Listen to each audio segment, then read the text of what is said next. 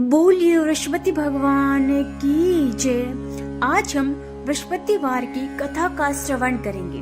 भारतवर्ष में एक प्रतापी और दानी राजा राज्य करता था।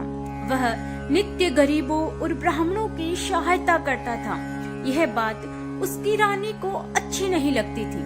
वह न ही गरीबों को दान देती, न ही भगवान का पूजन करती थी और राजा को भी दान देने से मना किया करती थी। एक दिन राजा शिकार खेलने वन में गए हुए थे तो रानी महल में अकेली थी।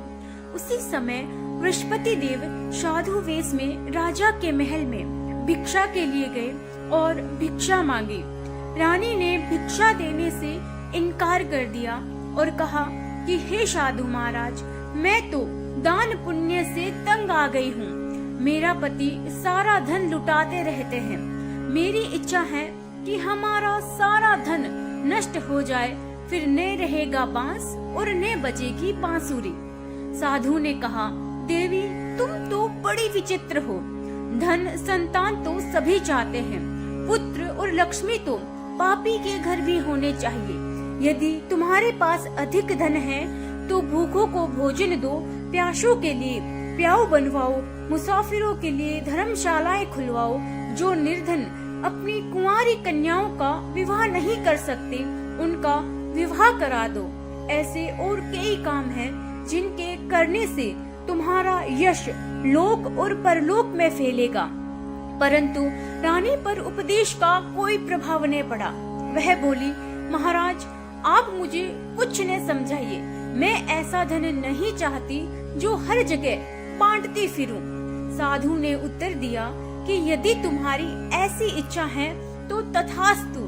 तुम ऐसा करना कि बृहस्पतिवार को घर लीपकर पीली मिट्टी से अपना सिर धोकर स्नान करना, भट्टी चढ़ाकर कपड़े धोना। ऐसे करने से आपका सारा धन नष्ट हो जाएगा। इतना कहकर वह साधु महाराज वहाँ से अंतर्ध्यान हो गए। साधु के अनुसार कई बातों का पूरा करते हुए रानी को केवल 3 बृहस्पतिवार ही बीते थे कि उसकी समस्त धन संपत्ति नष्ट हो गई। भोजन के लिए राजा का परिवार तरसने लगा। तब एक दिन राजा ने रानी से बोला कि हे रानी, तुम यहीं रहो, मैं दूसरे देश को जाता हूँ, क्योंकि यहाँ पर सभी लोग मुझे जानते हैं, इसलिए मैं कोई छोटा कार्य नहीं कर सकता। ऐसा कहकर राजा परदेश को चला गया। वहाँ वह जंगल में लकड़ी काट कर लाता और शहर में बेचता। इस तरह वह अपना जीवन व्यतीत करने लगा था। इधर राजा के परदेश जाते ही रानी और दासी दुखी रहने लगी। एक बार जब रानी और दासी को 7 दिन तक बिना भोजन के रहना पड़ा तो रानी ने अपनी दासी से कहा कि हे दासी, पास ही के नगर में मेरी बहन रहती है, वह बड़ी धनवान है। तू उसके पास जा और कुछ लेके आ, ताकि थोड़ी बहुत गुजर बसर हो जाए। दासी रानी की बहन के पास गई। उस दिन गुरुवार था और रानी की बहन उस समय बृहस्पतिवार व्रत की कथा सुन रही थी। दासी ने रानी की बहन को अपनी रानी का संदेश दिया, लेकिन रानी की बड़ी बहन ने कोई उत्तर नहीं दिया। जब दासी को रानी की बहन से कोई उत्तर नहीं मिला तो वह बहुत दुखी हुई और उसे क्रोध भी आया। दासी ने वापस आकर रानी को सारी बात बता दी। सुनकर रानी ने अपने भाग्य को कोसा। उधर रानी की बहन ने सोचा कि मेरी बहन की दासी आई थी, परंतु मैं उससे नहीं बोली, इससे वह बहुत दुखी हुई होगी। उधर रानी की बहन ने सोचा कि मेरी बहन की दासी आई थी, परंतु मैं उससे कुछ नहीं बोली, इससे वह बहुत दुखी हुई होगी। कथा सुनकर और पूजन समाप्त करने पर अपनी बहन के घर आई और कहने लगी कि हे बहन, मैं बृहस्पतिवार का व्रत कर रही थी। तुम्हारी दासी मेरे घर आई, परंतु जब तक कथा होती है तब तक न तो उठते हैं और न बोलते हैं, इसीलिए मैं नहीं बोली। कहो दासी क्यों आई थी? रानी बोली कि बहन, तुमसे क्या छिपाऊं, हमारे घर में खाने तक को अनाज नहीं है। ऐसा कहते कहते रानी की आंख भर आई। उसने दासी समेत पिछले 7 दिनों से भूखे रहने तक की बात अपनी बहन को विस्तार पूर्वक सुना दी।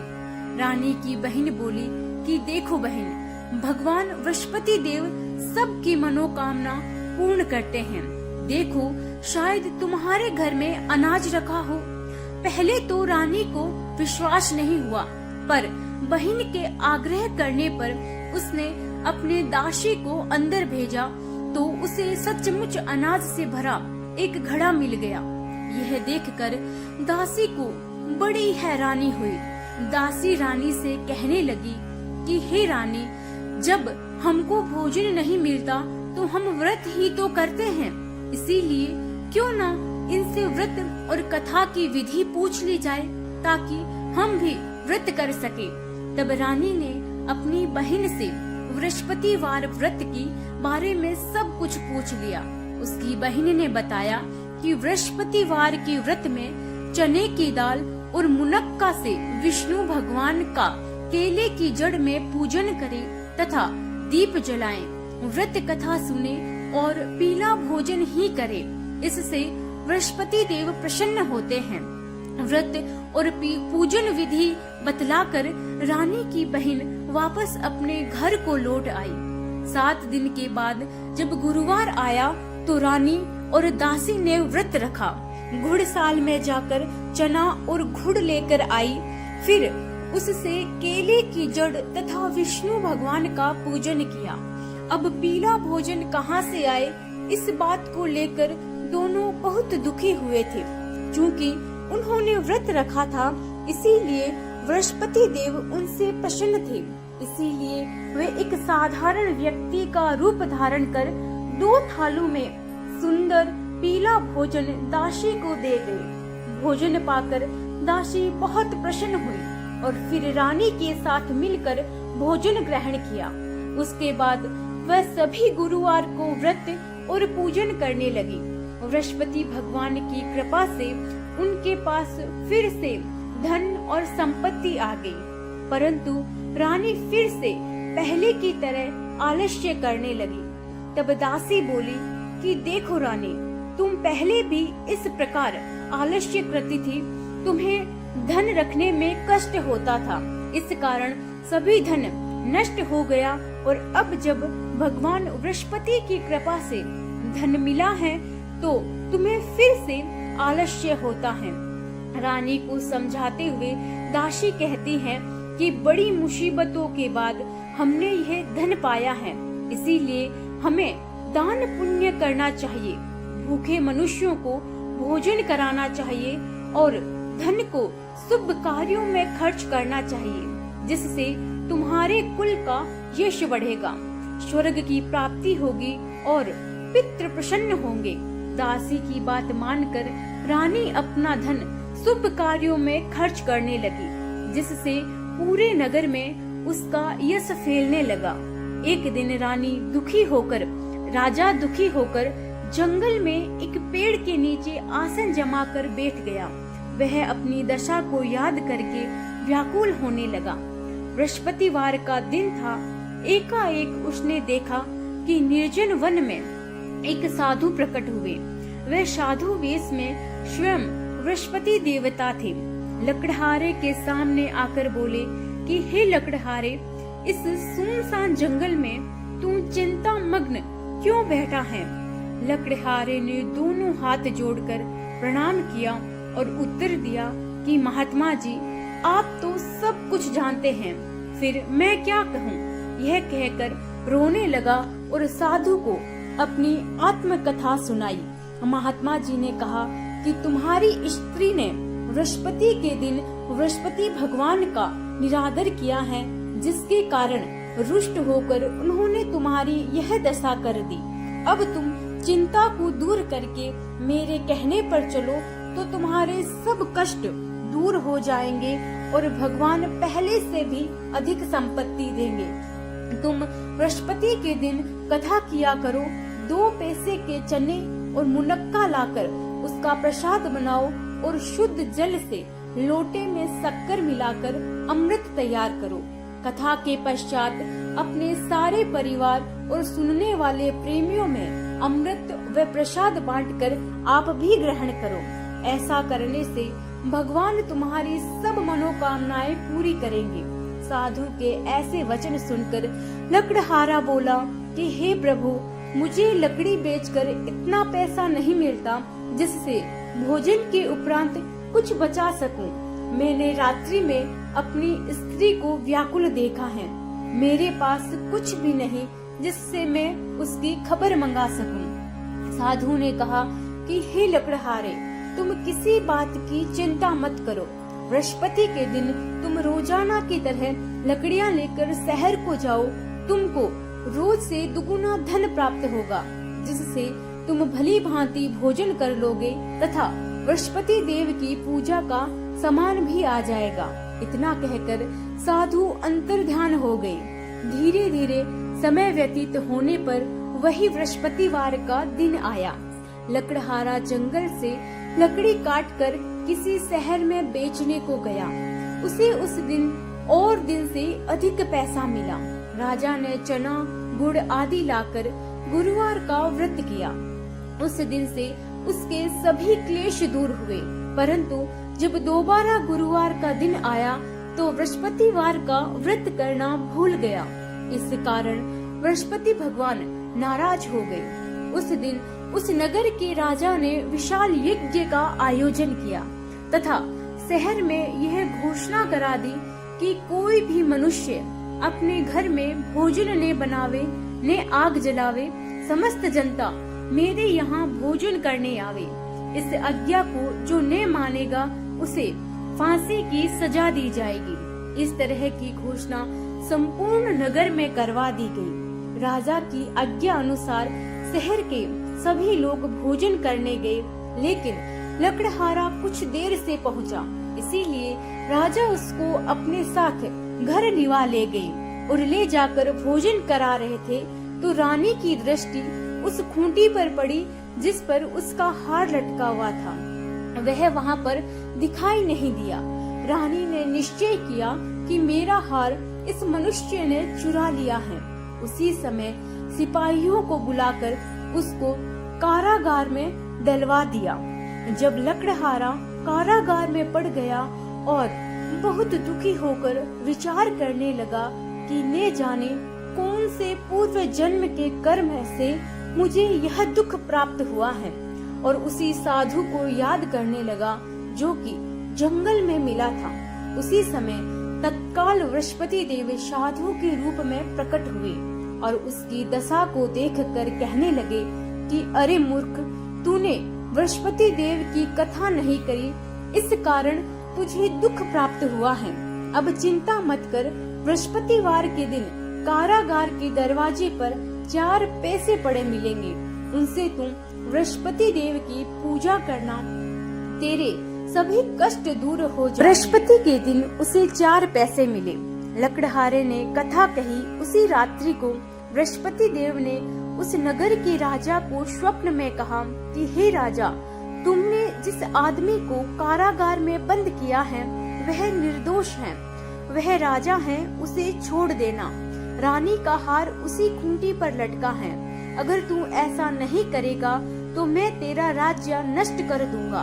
इस तरह रात्रि के स्वप्न को देखकर राजा प्रातः काल उठा और खूंटी पर हार देखकर लकड़हारे को बुलाकर क्षमा मांगी तथा लकड़हारे को योग्य सुंदर वस्त्र आभूषण देकर विदा कर दिया।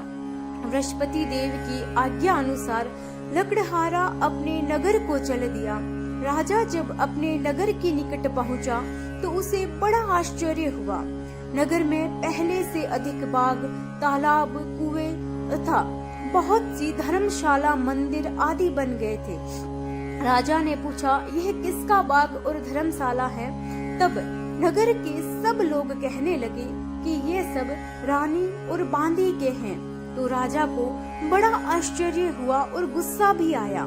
जब रानी ने यह खबर सुनी कि राजा आ रहे हैं तो उसने बांदी से कहा कि हे दासी, देख, राजा हमको कितनी बुरी हालत में छोड़ गए थे, हमारी ऐसी हालत देखकर वह वापस लौट न जाए, इसीलिए तू दरवाजे पर खड़ी हो जा।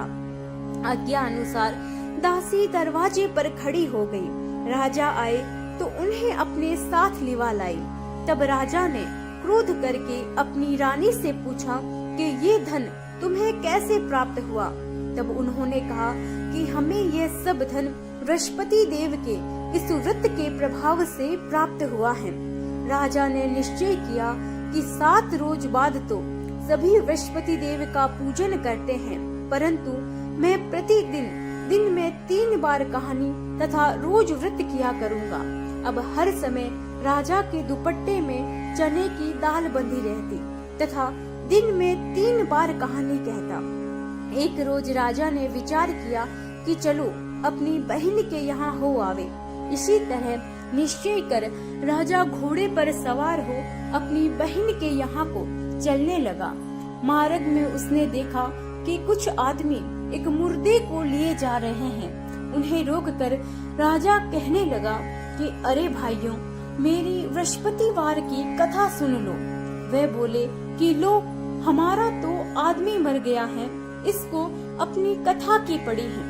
परंतु कुछ आदमी बोले कि अच्छा कहो, हम तुम्हारी कथा भी सुनेंगे। राजा ने दाल निकाली और जब कथा आधी हुई तो मुर्दा हिलने लग गया, और जब कथा समाप्त हो गई तो राम राम करके मनुष्य उठ खड़ा हुआ। आगे मार्ग में उसे एक किसान खेत में हल चलाता मिला। राजा ने उसे देख और उससे बोला कि अरे भैया, तुम मेरी बृहस्पतिवार की कथा सुन लो। किसान बोला कि जब तक मैं तेरी कथा सुनूंगा तब तक 4 हरैया जोत लूंगा। जा अपनी कथा किसी और को सुनाना। इस तरह राजा आगे चलने लगा। राजा के हटते ही बेल पछाड़ खाकर गिर गया तथा किसान के पेट में भी बड़ी जोर से दर्द होने लग गया। उसी समय उसकी माँ रोटी लेकर आई। उसने जब यह देखा तो अपने पुत्र से सब हाल पूछा और बेटे ने भी सभी हाल कह दिया। तो बुढ़िया दौड़ी दौड़ी उस घुड़सवार के पास गई और उससे बोली कि मैं तेरी कथा सुनूंगी, तू अपनी कथा मेरे खेत पर चलकर ही कहना। राजा ने बुढ़िया के खेत में जाकर कथा कही, जिसके सुनते ही वह बेल उठ खड़े हुए तथा किसान के पेट का दर्द भी बंद हो गया। राजा अपनी बहन के घर पहुंचा। बहन ने भाई की खूब मेहमानी की। दूसरे रोज प्रातः काल राजा जगा तो वह देखने लगा कि सब लोग भोजन कर रहे हैं। राजा ने अपनी बहन से कहा कि ऐसा कोई मनुष्य है जिसने अभी तक भोजन नहीं किया हो, वह मेरी बृहस्पतिवार की कथा सुन ले। तब बहन बोली कि हे भैया, यह देश ऐसा ही है। यहाँ लोग पहले भोजन करते हैं, बाद में अन्य काम करते हैं। अगर कोई पड़ोस में हो तो मैं देख आऊं। वह ऐसा कहकर देखने को चली गई, परंतु उसे कोई ऐसा व्यक्ति नहीं मिला जिसने भोजन न किया हो। अतः वह एक कुम्हार के घर गई, जिसका लड़का बीमार था। उसे मालूम हुआ कि उनके यहाँ 3 रोज से किसी ने भोजन नहीं किया है। रानी ने अपने भाई की कथा सुनने के लिए कुम्हार से कहा। वह तैयार हो गया। राजा ने जाकर बृहस्पतिवार की कथा कही, जिसको सुनकर उसका लड़का ठीक हो गया। अब तो राजा की प्रशंसा होने लगी। एक रोज राजा ने अपनी बहन से कहा कि हे बहन, हम अपने घर को जाएंगे, तुम भी तैयार हो जाओ। राजा की बहन ने अपनी सास से कहा। सास ने कहा हाँ चली जा, परंतु अपने लड़कों को मत ले जाना, क्योंकि तेरे भाई के घर कोई औलाद नहीं है। बहन ने अपने भैया से कहा कि हे भैया, मैं तो चलूंगी पर कोई बालक नहीं जाएगा। राजा बोला कि जब कोई बालक नहीं चलेगा तब तुम भी चलकर क्या करोगे। बड़े दुखी मन से राजा अपने नगर को लौट आया। राजा ने अपनी रानी से कहा कि हम निर्वंशी हैं, हमारा मुंह देखने का धर्म नहीं है और कुछ भोजन आदि नहीं किया। रानी बोली कि हे प्रभु, बृहस्पति देव ने हमें सब कुछ दिया है, वह हमें औलाद भी अवश्य देंगे। उसी रात को बृहस्पति देव ने राजा से स्वप्न में कहा कि हे राजा उठ, सभी सोच त्याग दे, तेरी रानी गर्भ से है। राजा की यह बात सुनकर बड़ी खुशी हुई। 9वें महीने में उसके गर्भ से एक सुंदर पुत्र पैदा हुआ। तब राजा बोला कि हे रानी, स्त्री बिना भोजन के रह सकती है, पर बिना कहे नहीं रह सकती। जब मेरी बहन आवे तो तुम उससे कुछ मत कहना। रानी ने सुनकर हाँ कर दी। जब राजा की बहन ने यह शुभ समाचार सुना तो वह बहुत खुश हुई तथा बधाई लेकर अपने भाई के यहाँ आई। तभी रानी ने कहा कि घोड़ा चढ़कर तो नहीं आई, गधा चढ़ी आई। तभी रानी ने कहा कि घोड़ा चढ़कर तो नहीं आई, गधा चढ़ी आई। राजा की बहन बोली, भाभी मैं इस प्रकार न कहती तो तुम्हें औलाद कैसे होती। बृहस्पति देव ऐसे ही हैं, जैसे जिसके मन में कामनाएं हैं सभी को पूर्ण करते हैं। जो सद्भावना पूर्वक बृहस्पतिवार का व्रत करता है एवं कथा पढ़ता है तथा कथा सुनता है, दूसरों को सुनाता है, बृहस्पति देव उसकी सभी मनोकामनाएं पूर्ण करते हैं। बोलिए बृहस्पति देव भगवान की जय हो। हरे कृष्ण।